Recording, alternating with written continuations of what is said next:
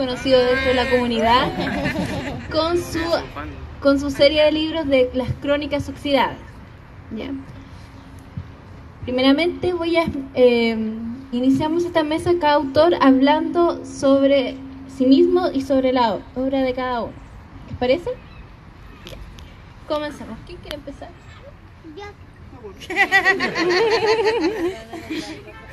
Empiece, por favor. Buenas tardes.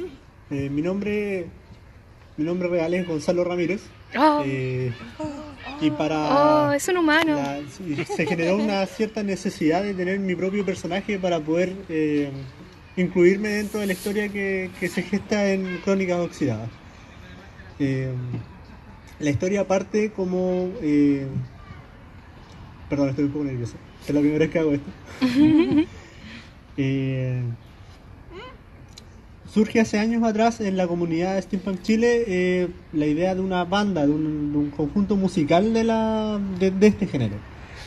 Y como los muchachos tenían personajes muy dispares entre ellos y había que hacerlos funcionar en escenario, esto a modo de resumen porque fueron años de trabajo, yo tomé unas ciertas habilidades que tenía un poco oxidadas y tomé sus personajes y lo hice funcionar en un mundo que tenía que ser común. Entonces a partir de eso se trazó la necesidad de generar este mundo común, de ponerle un nombre, de darle una historia a este mundo. Entonces sin darme cuenta estas necesidades se fueron amalgamando en algo mucho más grande y que finalmente trascendió de lo que es la banda musical que algunos de aquí conocen. Finalmente fue lo único que trascendió de la banda, es lo que quedó. Y el título original era distinto, pero por razones de tiempo, de espacio de los muchachos, como les digo, como no pudo prosperar la banda, el tema literario quedó un poco en pausa, hasta que un día decidí que está todo el trabajo que había, que es mucho más que esto, porque aquí hay en total 80 páginas, pero para poder alcanzar estas 80 páginas con cierta coherencia hay un alto así de apuntes, de mapas inventados, de hechos históricos que están basados en la realidad, porque el hecho histórico que gatilla todo esto como referencia principal es la Revolución Industrial. Pero en la revolución industrial de la que hablo aquí es una revolución más bien de carácter guerra civil. Y con ese antecedente se da inicio a 20, 30 años después los hechos que se empiezan a relatar con esta obra. Y esto se separa en varios capítulos y los primeros capítulos eran originalmente más que nada la presentación de los personajes. Entonces, como cada capítulo tenía su propio título, su propio subtítulo, un día cuando se decidió sacar adelante la obra a modo de literatura, también se decidió separar, yo hablo como si fuéramos muchas personas, en realidad soy yo y mi computador. Decidimos, yo y mi computador y todas mis personalidades, todos los duendes, los unicornios que me acompañan en el desvelo escribiendo, que era una buena idea separarlo por tomos. Y como ya cada uno de los tomos tenía su propio título, fue fácil en el fondo darle esta separación. Así surge La burguesa fugitiva, que es el primer volumen y es la presentación de uno de los personajes que protagoniza toda la historia. A medida que avanza, voy presentando el resto de los personajes y muestro además este mundo, las características sociales y económicas que tiene este mundo y de cómo se está gestando sin que ellos sepan y sin que yo sepa que están participando de manera indirecta en lo que va a ocurrir dentro de las próximas páginas. Eso es como el origen de Crónicas Oxidadas. Y bueno, es Crónicas Oxidadas porque son cuentos distintos y costó un poco echarlos a andar, pero finalmente resultó. Sí, eso podría decir de la obra, por mientras. Hola, buenas tardes. Primero que todo, gracias por la invitación a participar del Rioja Steampunk Festival, ese caso negro y al resto de la comunidad. Primera vez que estoy acá y nada, entusiasmado y contento de estar aquí y conocerlo. ¿Qué podemos decir? Bueno, yo soy el autor de esto, La sombra de fuego, el último vuelo del Teniente Bello. una novela que se publicó originalmente en 2011 y que básicamente juntó dos de mis principales obsesiones. Una de ellas evidentemente tiene que ver con la figura del Teniente Bello como un piloto muchas veces perdido, no solamente porque desaparece en medio de su vuelo inaugural, sino porque también su figura ha pasado muchas veces sin pena ni gloria. Y me pareció que era importante rescatarlo como protagonista de una historia que se uniese, que se pudiera amalgamar con otra de mis obsesiones, que tiene que ver con que desde muy joven a mí me gustó mucho la literatura de Julio Verne. Creo que Verne fue muy visionario en todas sus obras, desde las que son más conocidas hasta las que son menos conocidas.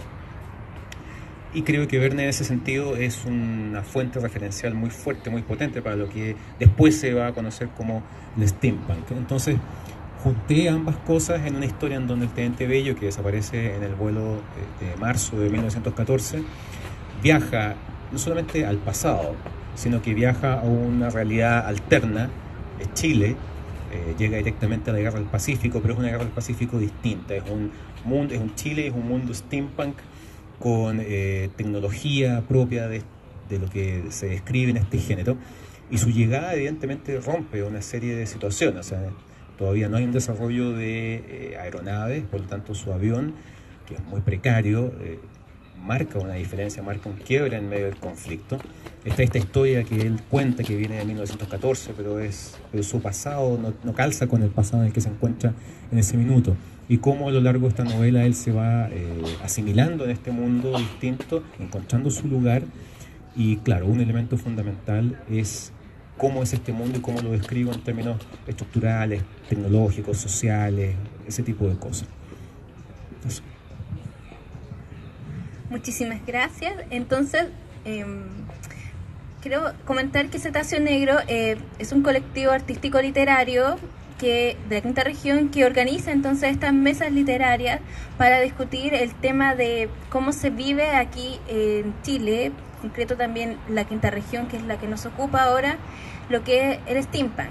Para el público, explicar a grandes rasgos que el steampunk es una variante de la ciencia ficción, así, a grandes rasgos esta explicación, retrofuturista, que es la palabra clave también, neovictoriana, tecnofantasy y punk sobre todo, que intenta responder a la pregunta de cómo sería nuestra historia, nuestro mundo, si el lugar de la electricidad ocupara el lugar que hoy en día ocupa, hubiera existido una línea alternativa que tuviéramos todo lo que tenemos ahora, pero gracias a los engranajes y a la tecnología de vapor.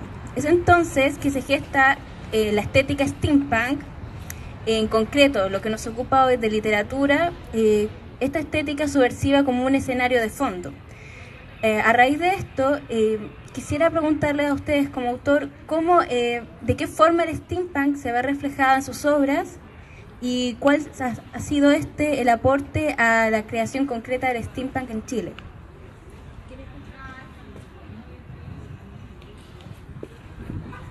Bien, en este libro que se acaba de desmayar.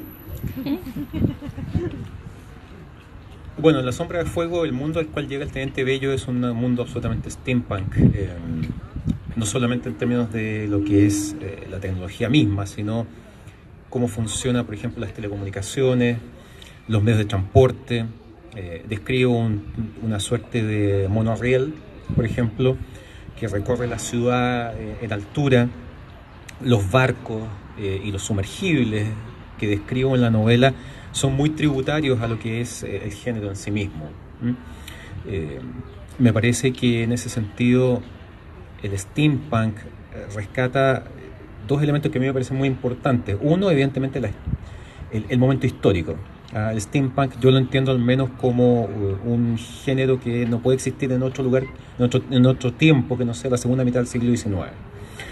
Y por otro lado, precisamente por su ubicación temporal, me parece que esa es una época sumamente interesante para desarrollar en términos literarios en clave steampunk. Es una época de desarrollo industrial, es una época en donde está fuertemente marcado el tema de las invenciones y los descubrimientos.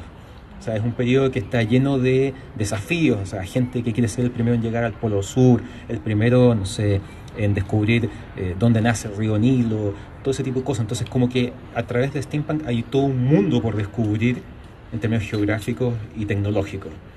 Y eso está reflejado en gran medida en esta novela. Sí, yo concuerdo plenamente. O sea, separar lo que es el steampunk de lo que vendría siendo plena revolución industrial sería sería un despropósito en el fondo, porque es ahí donde comienza un cierto auge de energías que comienzan a explotarse y que comienzan a entenderse. Desde ese punto de vista, yo planteo una primera revolución industrial como un quiebre sociopolítico en el que se descubren nuevas tecnologías y esta tecnología, en vez de ser la moderna, pasa a ser la que queda un poco, comillas, atrás. Entonces hay un gran reino que fue más bien casi imperial, que tuvo terrenos en muchas partes del globo, de este globo, porque es un mundo ficticio, que al generarse este quiebre por esta guerra civil, se ve reducido el territorio que ellos pueden dominar como clase social que manejaban estos recursos. Entonces tienen que recurrir a una alternativa que virtualmente la tienen que inventar, y esos son el tema de recursos hídricos, de recursos de carbón, recursos de vapor en el fondo. Y a partir de eso se genera busco generar como una suerte de quiebre que tenga sentido para darle como una posible latencia a una nueva incursión de las personas que en el fondo se quedaron como con la mejor parte de los recursos naturales, y van a poder y van a ser intervenidos en el fondo, porque ante la precariedad de los recursos, ante la precariedad del manejo y la distribución, se genera un ambiente de hervor social que decanta en algo que es bastante malo, porque en el fondo hay un descontento generalizado que va a decantar en una segunda revolución. Entonces, bueno, eso.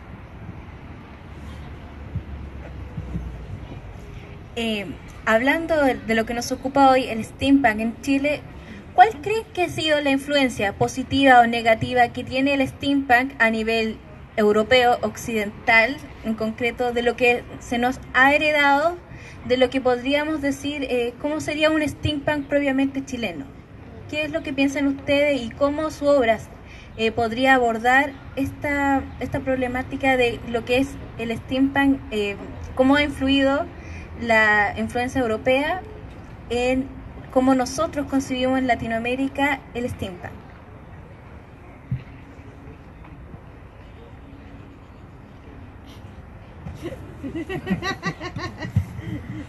A ver, yo creo que en términos generales con todos estos movimientos hay un cierto como retraso en todo lo que llega, porque bueno, estamos como al final de temporal, incluso temporalmente somos los últimos que cambiamos de día y de fecha.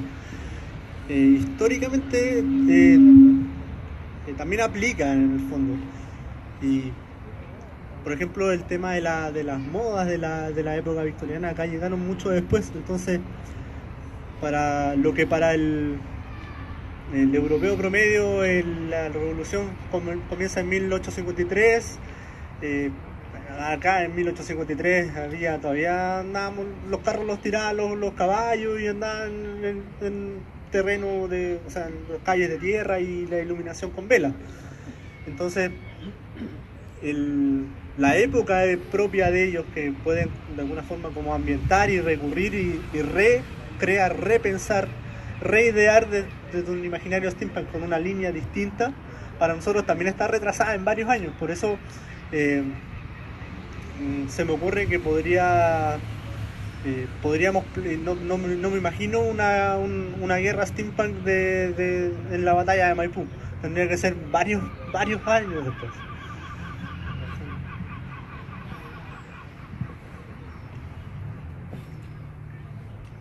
personalmente creo que la influencia de la cultura europea y de la literatura steampunk propiamente tal, en Chile ha llegado un poco tarde, efectivamente coincido plenamente contigo, pero yo creo que puede dar pie a un desarrollo de literatura propia.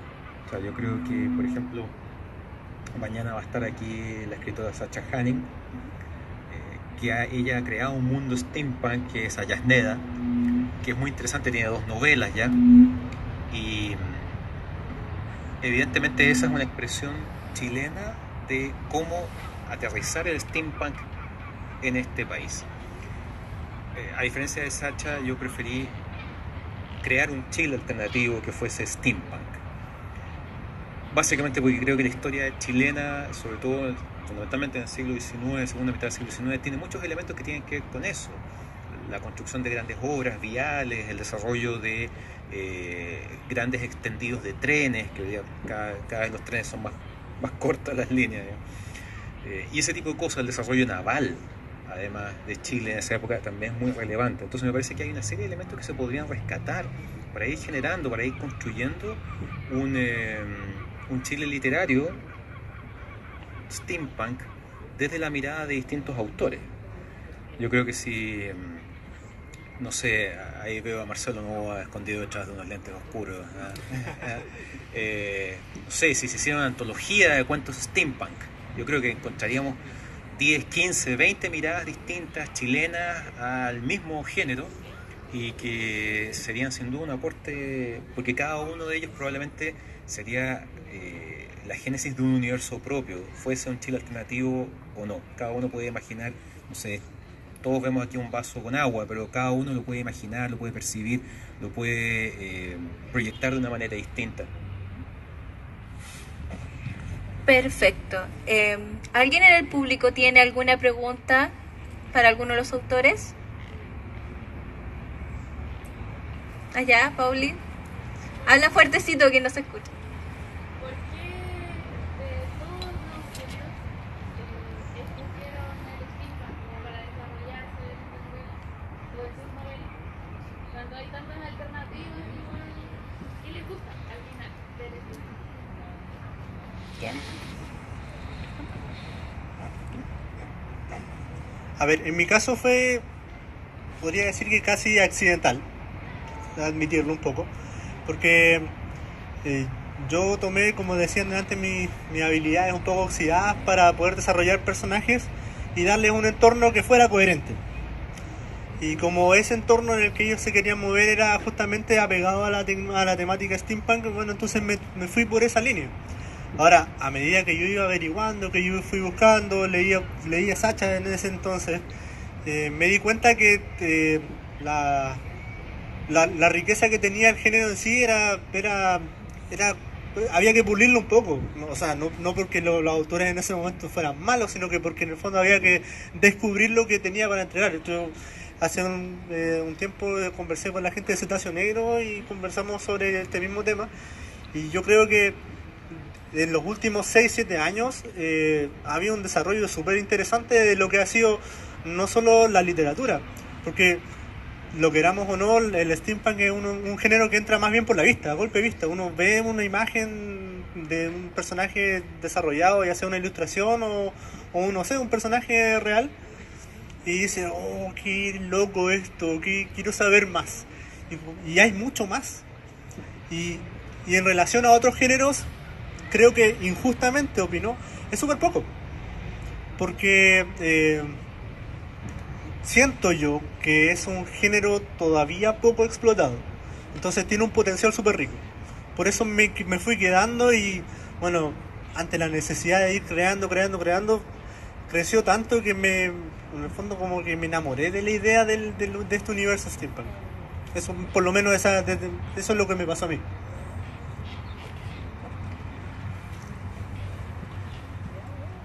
Yo conocí el género steampunk de manera un poco accidental. Yo una vez en una librería me topé con una novela que se llama Antihielo, de Stephen Baxter. y que me pareció muy interesante porque se parecía a, por ejemplo, el viaje a la luna de Julio Verne. Tenía muchos elementos de ese tipo. Y al leerla me di cuenta que efectivamente era muy tributaria de eso, y ahí comencé a buscar más. Yo he escrito fantasía, ciencia ficción, terror, novela histórica, y me parece que el steampunk como género literario es muy atractivo, es muy interesante. A mí en lo particular me motiva la idea de, desde el steampunk, reconstruir la historia chilena. Eso me parece súper interesante. Y si bien este ha sido el único libro que puedo calificar dentro de ese género, tengo ideas como para desarrollarse, ya sea como novela, novela gráfica, en fin. Y, y me parece que sí, que es algo que merece y necesita más visibilidad, a pesar de que, como dices tú, el steampunk es fundamentalmente estética, por ahí entra la gente más que por la novela. Yo creo que sí, hace falta, porque lo que conversamos hace un rato fuera de cámara, es que mucha gente, por ejemplo, ha visto una película, una serie, sale una novela o un cómic, y que tiene elementos del steampunk, pero no sabe qué es eso. ¿Ah? Entonces yo creo que ahí de repente uno a lo mejor se sorprendería de que hay más gente que diría, ah, mira, esto es steampunk, ah, en serio, ah, yo me acuerdo de haber visto una película o haber, qué sé yo, mira, eso es. Y de esa manera yo creo que a lo mejor se entusiasmarían no solamente lectores, esta vez literaria, por eso hablo de lectores, pero tal vez espectadores, si hiciéramos una creación audiovisual, pero también público, audiencias, que a lo mejor querrían, oye, esto está entretenido, ¿dónde puedo conseguir, dónde puedo leer, dónde puedo ver algo más en ese estilo? ¿Alguna otra pregunta? No. Bueno, yo tengo una pregunta para cada uno. Empezando por Fergus, me gustaría conocer cómo ha sido el proceso editorial de tu obra, si es autogestionada, y cómo ha sido el proceso creativo, porque tiene toda una estética, me he fijado, todos los volúmenes. Quisiera que tú me respondieras esa inquietud. Bueno, esto ha sido un proceso largo y doloroso, como suele ser la autogestión artística en Chile en general.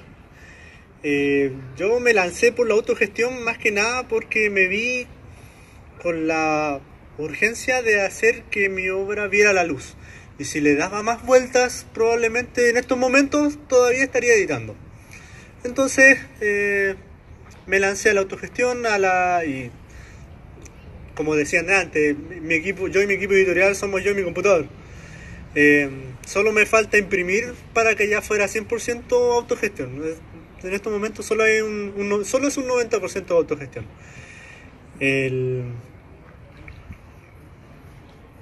El resto de la pregunta se me olvidó, disculpa. ¿Cómo elegiste la estética?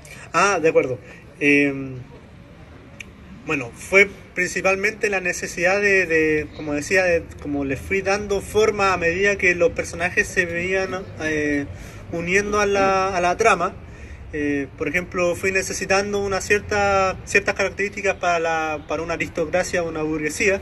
Entonces tenían que tener elementos característicos que ya fueran basados en lo que ya sabemos que existe, de la Inglaterra victoriana principalmente. Ese es como el principal punto de referencia estético en términos generales. Necesité un cuerpo policial que tuviera ciertas características porque tenía un origen en cierto hecho histórico. Entonces generar una descripción, una historia, un origen de nuevo también para lo mismo.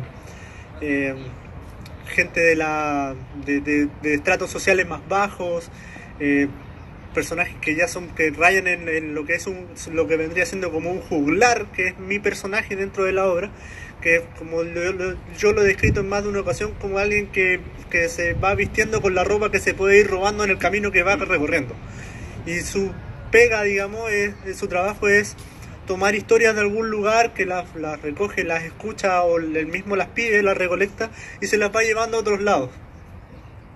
Entonces,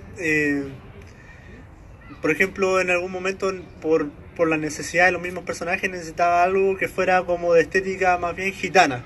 Entonces tuve que ir y averiguar cómo se vestían, cómo se movían los gitanos de aquella época, y basarme en eso para poder generar mi propia tribu nómade de gitanos, con su propio nombre, con su propio lenguaje, aunque el tema del lenguaje tiene una historia anecdótica un poco más tragicómica. pero básicamente yo iba generando en el fondo la historia, generando los recursos, y cuando me daba cuenta que tenía alguna traba tenía que reinventarla o inventar una solución. Y esa solución podía ser investigar un nuevo hecho histórico, crear un nuevo hecho histórico que tuviera coherencia en el fondo con la historia, porque no podía, por ejemplo, meter aliens en la historia porque no tenía ningún sentido. Entonces tenía que buscar un hecho histórico que me pudiera ayudar quizás a explicar ciertas migraciones, por ejemplo, como te decía, las creaciones de cuerpos militares que fueran para control ciudadano, las tecnologías, cómo debería ser, cómo se podría ver, por ejemplo, un puente que funcione como entrada y que además genere energía e ingresos. Entonces, hablé con un amigo que se dedica a la divulgación científica y le pedí que me hablara de valores, de volúmenes, de dimensiones, de máquinas, y así fue como generé en el fondo la imagen de máquinas gigantes que pudieran funcionar. En mi mundo yo describo máquinas que tienen tracción como de animalitos, como de cangrejos, o como cien pies que tienen como patitas, no solo la rueda. Y para eso también me hice, en el fondo, asesorar por gente que supiera de ciencia, de física y esas cosas, porque yo no me manejo. Y en el fondo, a medida que surgían nuevas necesidades en la trama, que fueran reales, que si las podía sortear, simplemente las sorteaba y seguía adelante. Pero si tenían cierta trascendencia de lo que ya había ocurrido o lo que va a ocurrir después, entonces tenía que inventarla o reinventarla. Eso, así fui creando. Gracias. Ahora mi pregunta para Alberto Rojas. Anteriormente en una entrevista con Citasio Negro comentaste que estabas en un proyecto nuevamente de retomar el universo que creaste para este Teniente Bello y el Chile alternativo del siglo XIX. Me gustaría preguntarte cómo va ese proyecto, y una segunda pregunta sería si es el único hecho histórico que has tomado de Chile para tus obras, o si tienes planeado tomar algún hecho histórico de Chile en alguna próxima obra.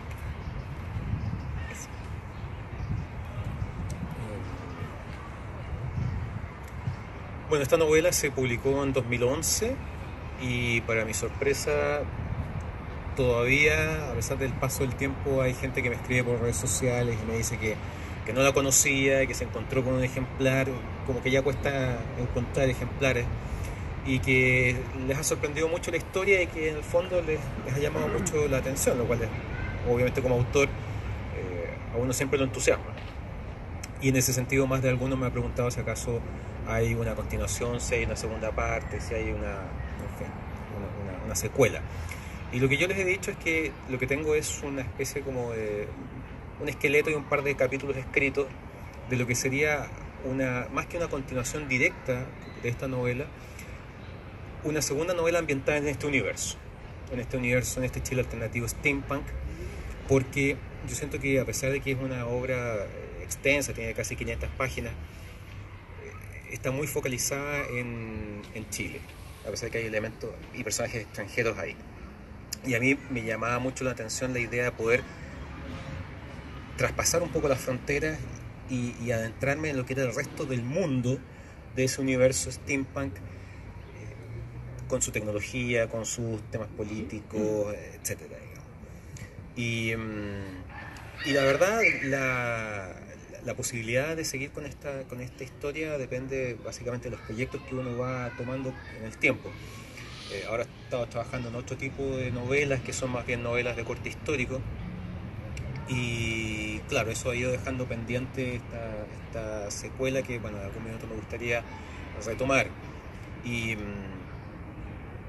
en este minuto, bueno, el 2017 publiqué una novela que se llama El secreto del Dresden, que es una novela suspenso histórico que ha tenido muy buena recepción, va en la tercera edición, y actualmente estoy trabajando en otro, llamaríamos thriller histórico, como para publicarse, no sé, este año o el que viene.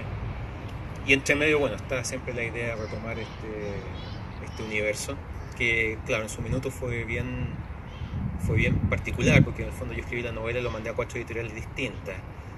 Dos me dijeron que no, una porque era muy larga, la otra porque no era el tipo de literatura que ellos publicaban. Y las otras dos confiaron en el proyecto y dijeron, bueno, no sabemos, ellos mismos no sabían muy bien cómo catalogarlo. De hecho, mucho tiempo la novela está como en el, no sé, en el mesón o en la estantería de las librerías que decía ciencia ficción. Y un par de meses después está en historia. Y después está en novedades, y después está en el saldo, y ese tipo de cosas. Otros, claro, yo creo que a las librerías le hace falta eso, porque claro, al final de cuentas los géneros hoy día que se han difuminado tanto, yo creo que le sirven más al librero y al lector que al autor. Claro. Eso. Muchísimas gracias. ¿En el público alguien más tiene alguna pregunta? ¿Alguna inquietud?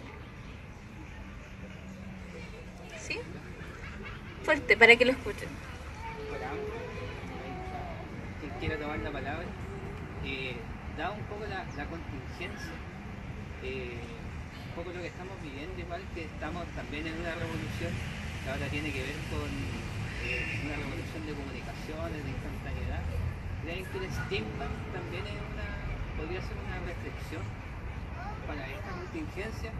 Porque hay muchos autores que igual piensan de una manera muy positiva el steampunk, pero, o sea, todos sabemos que en una revolución donde solo hay carbón, solo hay vapor, naturalmente todos se iban a hablar con él. Entonces hay como cosas intrínsecas que se tienen que pensar en estos universos que no es tan positivo. Quizá uno lo ve con el lado positivo, pero no es tan así. Y el hecho mismo de esta revolución, ¿creen que sería bueno que este mismo steampunk sirva como plataforma para hacer estas reflexiones que también son actuales? Finalmente vivimos en constante revolución. ¿Alguien quiere tomar la palabra? Sí.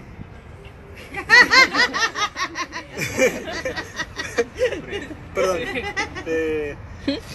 Yo creo que toda invención genera un golpe a la mesa en la historia. Nosotros nos tomamos del steampunk y generamos una alegoría de lo que es el impacto en mi obra, en distintos estratos sociales y cómo se genera, en qué decanta según el uso, según el manejo que se le dé, no solo por la misma clase que domina, sino que por la que está, comillas, subyugada a ese dominio. Claramente se puede proyectar una metáfora, porque en el fondo, siendo ciencia ficción, da para eso.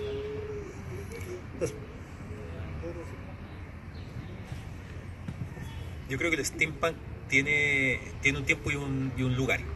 Yo creo que en función de eso funciona. Claro, hoy día nadie pensaría tal vez en un mundo fundamentalmente steampunk con un alto consumo de carbón para mover todos estos engranajes y generar presión para el vapor, ¿te fijas? Claro, la segunda mitad del siglo XIX no tenía la cantidad de millones de habitantes que tenemos hoy, ni los niveles de contaminación que tenemos hoy día. Ahora, por suerte, después del steampunk viene el dieselpunk y el atomic punk. Pero en ese contexto, yo creo que lo que yo rescato fundamentalmente del steampunk, ya sea en términos literarios, audiovisuales, etcétera, es que independientemente de este enorme desarrollo tecnológico basado en pistones, engranajes, orugas, qué sé yo, ese tipo de cosas, al final de cuentas siempre al centro está el ser humano, que es el que le da sentido a ese mundo y le da sentido a esa tecnología, ya sea para bien o para mal.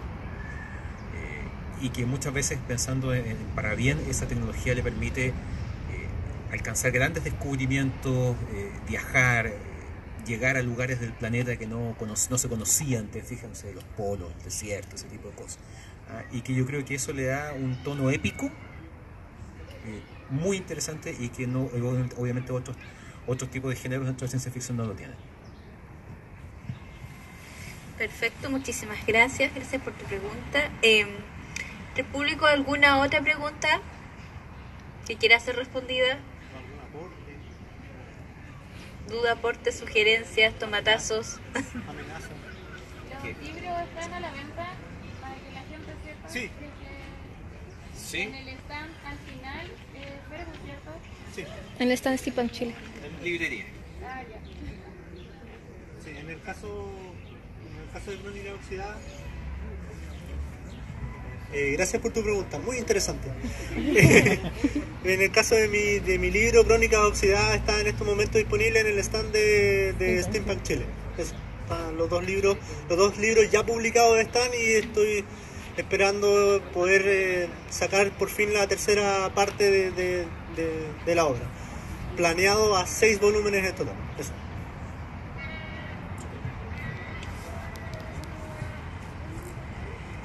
¿Queda alguna otra pregunta? Entonces, junto con agradecer a los autores invitados, un fuerte aplauso para ellos.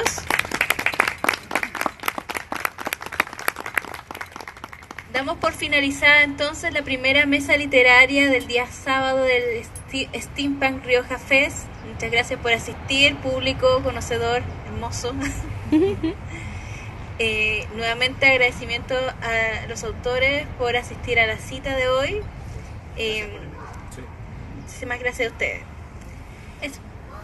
Nos vemos mañana con Sacha Hanin, autora de Los secretos perdidos en Ayasneda, y con Novoa, que nos va Novoa. De la editorial Puerto de Escape, para que ahí vamos a armar otro conversatorio el día de mañana para que nos cuenten los proyectos en los que están, lo que fue y lo que se viene. Muchísimas gracias por su asistencia.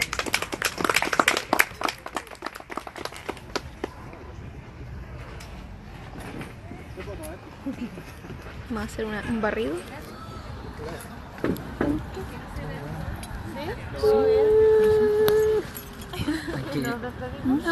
¿Finalizar? Todavía no finalizo. Hay que guardarlo y después publicarlo. ¿Finalizar? Sí, pues finalizar y luego poner compartir. Sí. No. Supe de la compra de esos terrenos a las afueras de la ciudad. Maravilloso negocio. parece que hay Lo que finalizar felicito. primero. Gracias, amigo. Hice lo que me aconsejó y usé fondos públicos. Parece que sí se final. Me halaga usted, amigo. Me alegra que siguiera mi consejo. Sí, pues eso le digo. Finalizar.